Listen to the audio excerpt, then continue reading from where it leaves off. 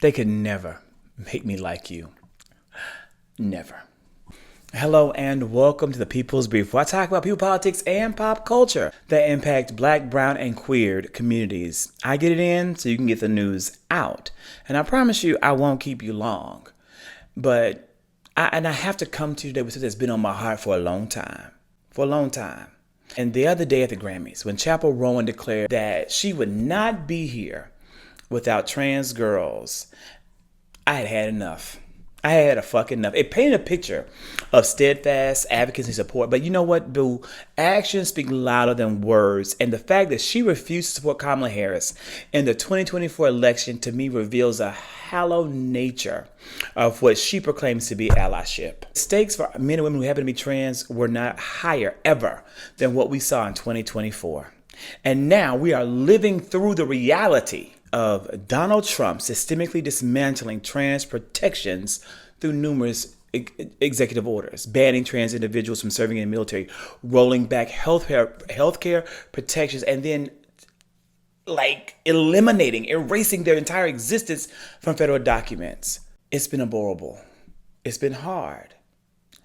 But we knew that would happen. And when faced with a clear choice between Harris and her promise to expand and protect trans rights and Trump's documented hostility towards the trans community, Chappell Roan chose the path of both sidisms and said they both had problems. This from an artist who claims to champion trans rights while refusing a White House Pride performance, dismissively calling it a refusal to be a monkey for pride.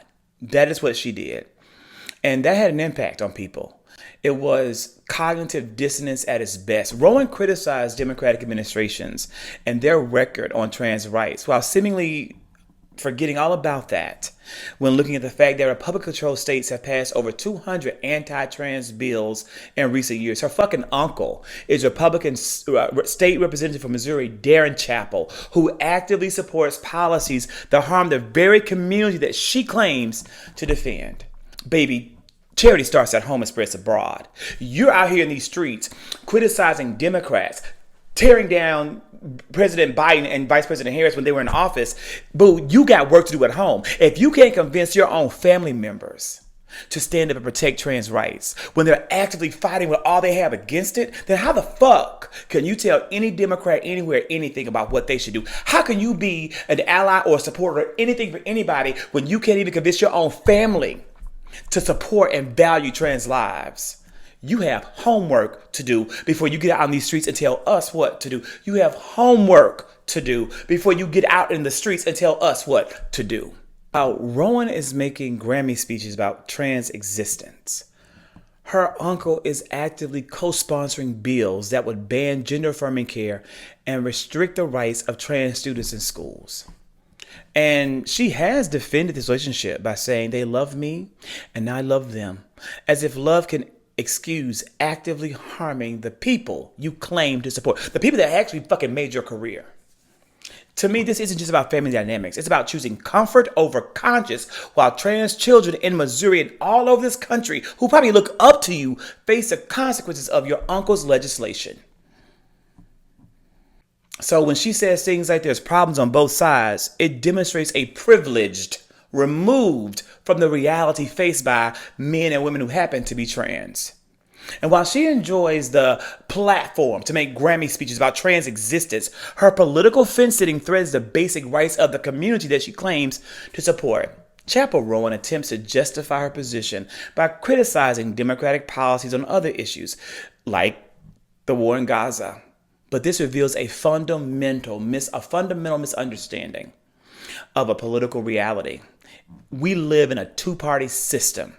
And in a two-party system, refusing to support the one candidate who actively defends trans rights, and it leads to you effectively supporting the candidate working to eliminate them. And that's what you did. Look at Taylor Swift, by contrast, who recognized that moment's gravity, made a clear choice to endorse Harris.